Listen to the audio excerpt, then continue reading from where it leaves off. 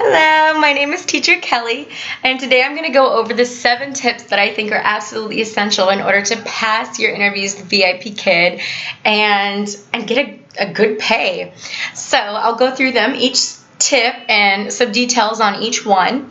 If you would like help with the interview process, you can email me at Kelley, K-E-L-L-E-Y, vipkid@gmail.com, and I would love to be your mentor teacher. Tip 1. Be prepared. Make sure that you give yourself time in between the interviews to practice, to learn from your mistakes, to do whatever you need to do in order to prepare for the next lesson. If you try to rush through these, you're not going to deliver great lessons, and you might end up having to wait longer to get the job or not get the pay that you really want because you weren't able to give it your all. So give yourself time. Also, have the correct technology. Make sure you have your camera, your headset, make sure you have Adobe Flash Player, a reliable computer. You need all that good stuff in order to make sure that when you're giving your interview that there's not these random little problems or you can't actually hear them and they can't hear you. Check everything. Make sure it's good to go. Also, practice timing yourself. This is part of being prepared. You're going to want to do it over and over and over again. This will help you finish on time. It will help you feel more confident. The more and more you do it, it will get you more comfortable in front of the camera. Practice it over and over and over again. Trust me, it will help you, and you need to do it full on. Pretend like it's the real thing every single time. Pretend like you're circling, pretend like you're waiting for the student to talk, and practice with them making some mistakes because they are going to do that. So repeat things and do all that good stuff that will happen during the interview. On top of that, have your props and rewards ready to go. Make sure they're cut out, they're nice and neat, they're in a place close by that you can easily grab them during the lesson. Organize them in a way that is efficient and works for you. Remember, your rewards need to be visible, they need to be something simple that you're not going to stress over, and the props that you use, just make sure that when you're showing them, they can actually see what it is. And yeah, that's just all part of being prepared. Give yourself time, have the right technology, practice, practice, practice, and make sure your props and rewards are easily accessible. That's the first tip. Tip 2, educate yourself. Learn as much as you can about the material you're going to teach. So watch other teachers teaching it. All right, look up things, figure out what works best for you, practice it, and just really, really figure out what it is that you need to do in order to deliver a great lesson, which means, watching teachers, learning more about the synthetic phonics, learning about beginner ESL students. And you're going to learn a lot of this information because they're going to send you tons of videos and they're going to send you all kinds of things to read and look over before your interviews. So they're going to be educating you with all this information. Read it, watch it, don't skip through it, because those things are essential. If you listen to what they want, then you're going to most likely use it because you're saying, okay, they're telling me this, right? They're telling you for a reason. They want you to implement it. So educate yourself by watching those videos, reading what they send you, and really just taking the time to look up things and see what other teachers have to say. But remember, it's your lesson, so just feel good about it and use the things that you've learned to really benefit you. Tip number 3, use the strategies they teach you. If they are telling you, hey, it's good to use this, that means you should use it, or you should really make sure that your lesson is including those things, like having them answer incomplete sentences or cupping your ears to show that you are listening to the student, counting out the words when you have them repeat a sentence like my name is. Doing things like this really make a difference in your lesson. This TPR, this physical response that they're seeing, is really going to help these students learn. So they want you as a teacher to show that you're able to do those things, and making sure that you repeat the vocabulary 3 times at least, so they're getting it in there and they know, hey, this is a vocabulary word. It's important that the student learns this. Model for them. Help guide them. Don't expect them to just be able to do it. Model. So all of these strategies, those things, knowing your synthetic phonics or just this education, make sure you're using it. It's the correct way to really teach these ESL students and really guide them. So that is my third tip. Use what they teach you and implement it in your lessons. And tip number 4, be professional.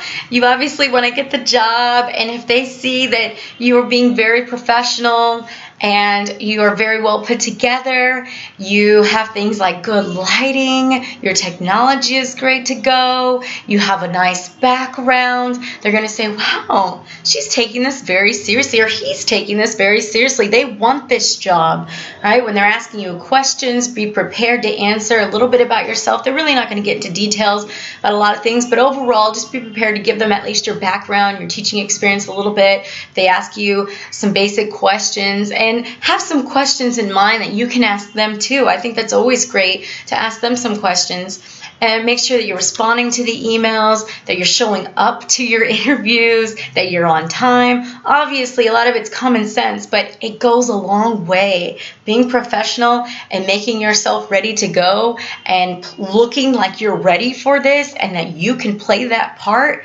I think to them is like, all right, yeah, we want that person to work for us. Look at them, they've got it together. So just really keep that in mind. How can you really look the part to ensure that when they see you, they're like, yes, this is going to be a teacher that works for us. Number 5, have positive energy. Remember, these are little kiddos.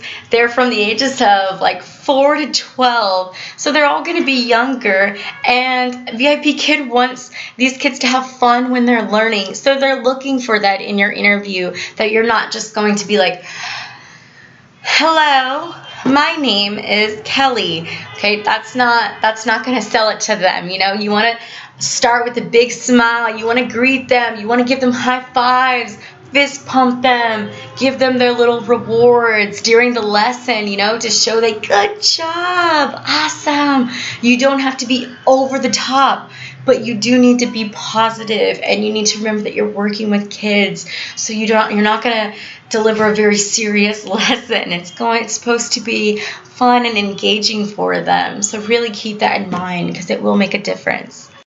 Meet the student at their level. Now this is huge, and it's going to be hard, especially for those of you who aren't really used to working with ESL students and this is kind of new to you. You will have an idea of what level they are, but as in how much you need to break it down.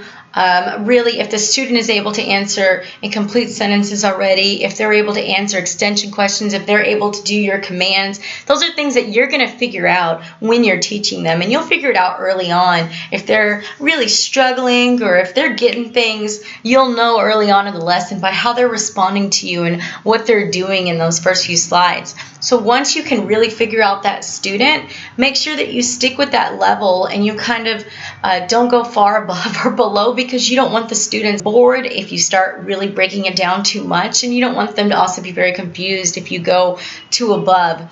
So yes, beginner levels for the most part, they're going to need a lot of modeling. They're going to need you to really break down those sentences for them to repeat it. They're going to need help with pronouncing things a lot. So just know that the beginner level babies, you really are going to have to step them through the whole lesson. The intermediate, you won't have to step them through as much. You're obviously still using TPR, you're using your body, facial expressions, you're using visuals, things like this. If you're talking about ice cream, these will help the student really understand what it is that you want. And it'll help you understand what level they're at, how fast they're getting things, and what you need to do. If they're advanced, obviously extend them as much as possible. Ask a lot of extension questions. Really get them talking as much as possible. That's the goal for advanced levels. Great conversation, really correcting that pronunciation, and having them understand the grammar concepts by making them use their own examples, things like that. So figure out where your student is, know the level, obviously know the lesson you're teaching, and then when you start teaching that student, figure out exactly what's the best route to go with that student. If you want to break down everything and you need to model on every slide, or if you can extend on every slide, you make sure that you give the student the lesson that they need and just find that student and meet them at their level. That's a huge, huge tip. Tip number 7, the last one, be yourself. Do not step too far out of your comfort zone. Don't do anything that you feel is completely crazy or not comfortable for you at all. Obviously, this is different. It's a little bit stressful because there's a lot of things to keep in mind, but just make sure that you really just find yourself in it. You figure out what you're comfortable with doing as a teacher and your particular style and what you like in your classroom, and go with it. Be courageous and go with it. It's hard to really have a lot of confidence when there's a lot of things that are new, but at least be courageous and know that you can do it and you will do it. And, fake it till you make it. If sometimes I feel that way, I'm like, I'm just going to fake it till I make it and give it my all. All right. And at the end, you will end up making it, and you will just continue to learn and prosper and grow as a teacher. And that's it. Those were my 7 tips. I hope you found them helpful, and good luck with your interview.